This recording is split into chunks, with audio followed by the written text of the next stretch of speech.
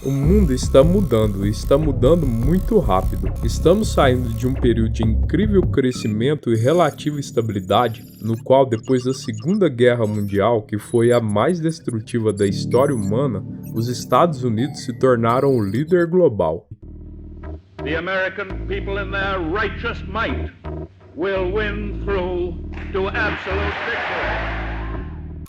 E como líder, os Estados Unidos criaram novas estruturas como a OTAN e a Organização Mundial do Comércio. Eles estabeleceram regras sobre o comércio, economia, justiça, as quais basearam em valores filosóficos ocidentais que foram projetados ao redor do globo por um país com uma quantidade impressionante de alianças e equipamentos militares. No entanto, durante algum tempo, outro grande império desafiou essa ordem. Ele operava com um conjunto diferente de regras, valores e filosofias, negociava com seu próprio bloco e formava suas próprias alianças.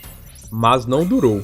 A queda da União Soviética nos anos 90 deixou os Estados Unidos e seus aliados ricos, sendo os únicos árbitros das regras, os senhores do poder.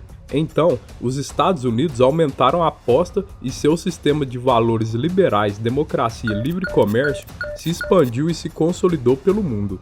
Mas quando você é o líder global, quando você é o que dita todas as regras, você escolhe quando as obedece e quando você as ignora. Ser a superpotência global se tornou mais ser o xerife global. Ao longo desses últimos 75 anos, os Estados Unidos foram notórios por violar os valores, normas e ideais que construíram todo o sistema global. Se aliaram a ditadores brutais, arquitetaram golpes de Estado para derrubar governos democraticamente eleitos, fomentaram guerras regionais com o argumento de erradicar o comunismo em todo o mundo, e qualquer um que não quisesse jogar pelas regras da América era visto como um par insano que precisava de uma mudança de regime. The Iraqi regime has plotted to develop anthrax and nerve gas and nuclear weapons for over a decade. E ainda assim, apesar desse jogo duplo que os Estados Unidos têm jogado, esse sistema fez parte do período mais pacífico da história humana. Grandes impérios não lutam entre si como costumavam fazer, e uma grande razão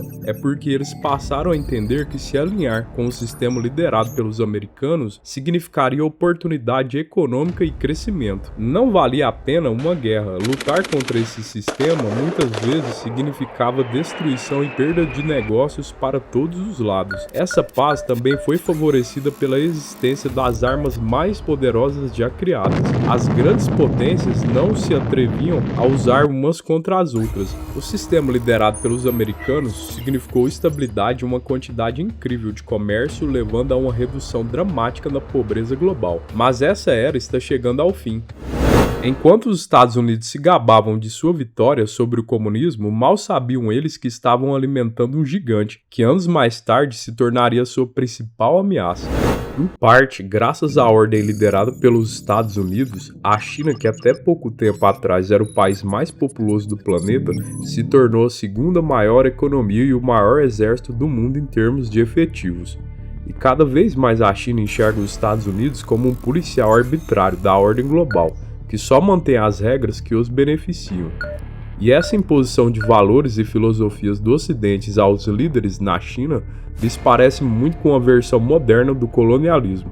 Eles enxergam esse império americano hipócrita e embriagado de poder que eles ostentam desde 1945, uma América que está cada vez mais na defensiva porque está em decadência com a sua política falida, povo dividido e uma acomodação em seu lugar ao topo. Então a China está erguendo um sistema concorrente. Em março de 2023, o líder chinês Xi Jinping lançou sua própria iniciativa de civilização global, onde ele declarou que os países devem se abster de impor seus próprios valores ou modelos aos outros e se abster de provocar confronto ideológico. Então, em vez do colonialismo hipócrita dos Estados Unidos que impõe seus direitos humanos e democracia pelo mundo, o sistema seria pragmático, desmascarando o que ele vê como uma ordem baseada em regras hipócritas, que é feita para basicamente favorecer um grupo. O sistema chinês seria baseado em interesses comuns, negócios vantajosos e alianças estratégicas, não em valores filosóficos presumidos. E diferente de décadas passadas, a China China agora tem o poder militar e o dinheiro para fazer isso, para desafiar as regras da superpotência global e para criar suas próprias e se relacionar com o mundo de forma diferente, para buscar os interesses chineses fora do sistema. E agora vemos uma disputa entre essas duas grandes potências que se tornaram profundamente e economicamente interligadas ao longo dos últimos 50 anos, e agora elas estão lentamente se desvinculando. Mas e se a China não estivesse apenas expandindo o seu sistema, mas também o transformando? E se a China estivesse se tornando mais parecida com os Estados Unidos do que gostaria de admitir? Vamos responder a esses questionamentos no capítulo seguinte, onde vamos demonstrar como a China está usando seu poder econômico e diplomático para expandir a sua influência em diferentes regiões do mundo.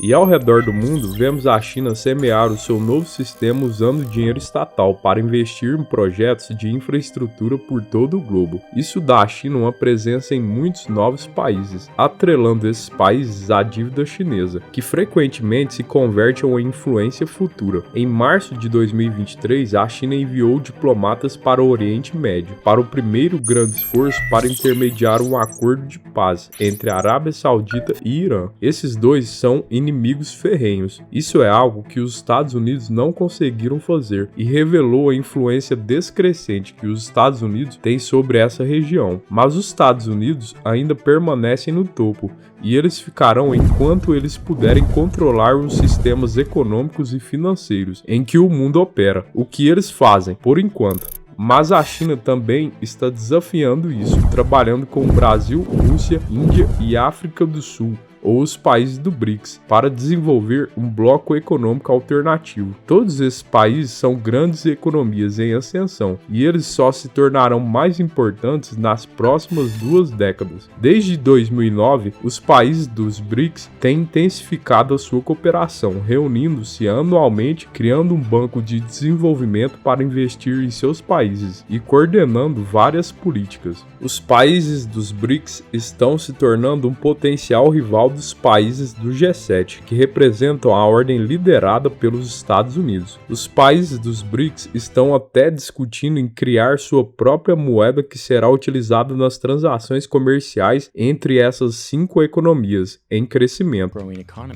They're creating a secondary economy in the world totally independent of the United States. We won't have to talk about sanctions in 5 years because there'll be so many countries transacting in currencies other than the dollar that we won't have the ability to sanction them.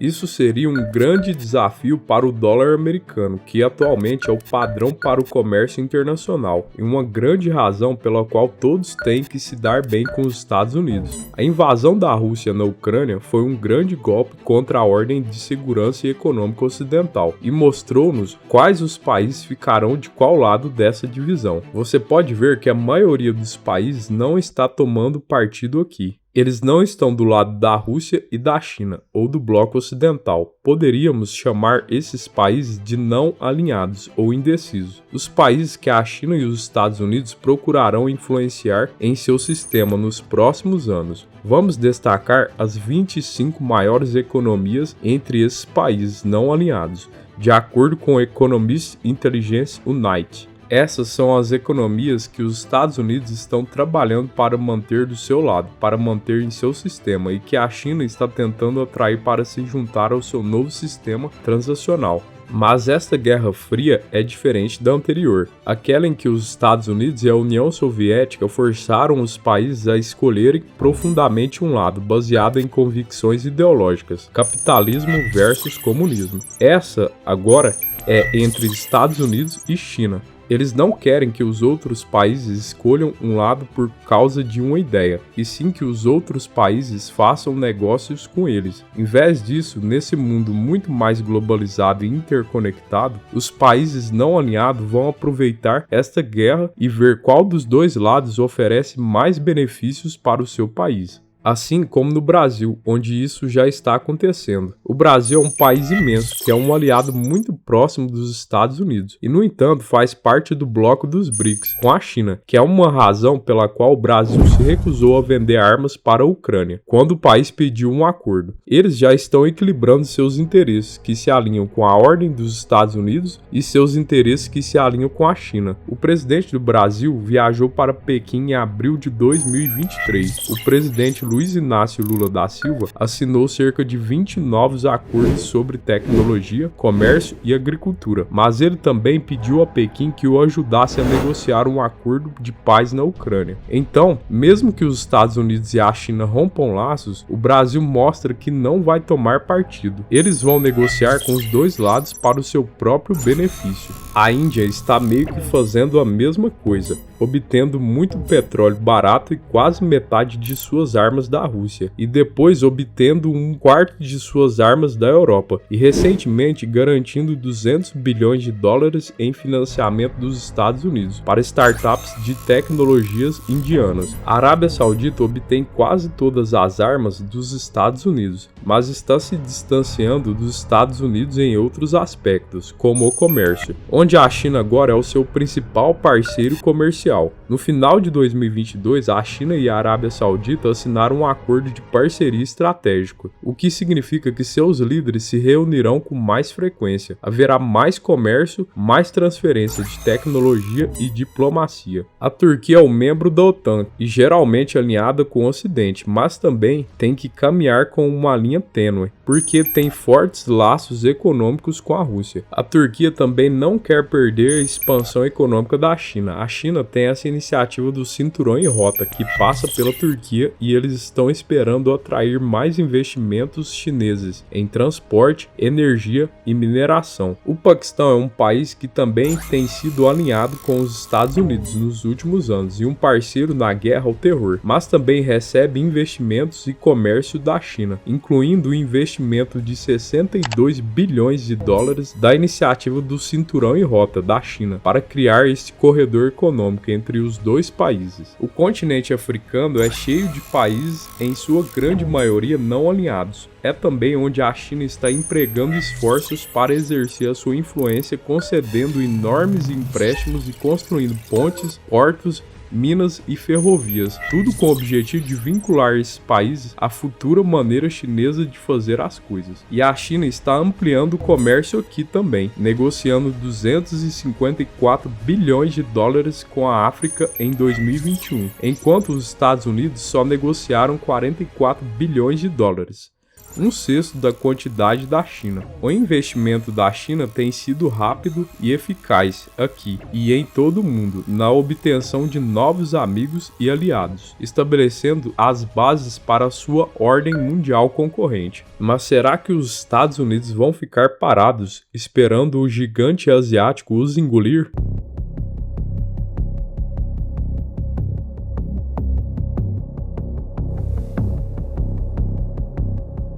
Não, os Estados Unidos não vão ficar parados e deixar isso acontecer. Eles já estão reagindo. Grandes nomes como Kamala Harris, a vice-presidente, e a Janet Yellen, a chefe do Federal Reserve, e Antony Blinken, o secretário de Estado, visitou a África em 2023. O presidente Biden foi à Arábia Saudita no ano passado, apesar de ter chamado o país de um estado pária na campanha eleitoral. Ele estava lá para tentar recuperar alguma influência que estava sendo tomada pela China. E é claro, os Estados Unidos estão atingindo a China diretamente, cortando-os da tecnologia ocidental para prejudicar o progresso econômico e militar. Os Estados Unidos e seus aliados na Ásia também estão cercando a China com seu poderio militar no Pacífico, enviando bilhões de dólares em armas e infraestrutura para cercar a China dentro do seu próprio quintal no Mar do Sul da China. Então, parece que estamos no começo de um novo mundo multipolar, uma competição entre uma grande grande superpotência e uma potência emergente que quer liderar um novo sistema baseado em valores diferentes. O resultado é provavelmente o desmonte de grande parte da globalização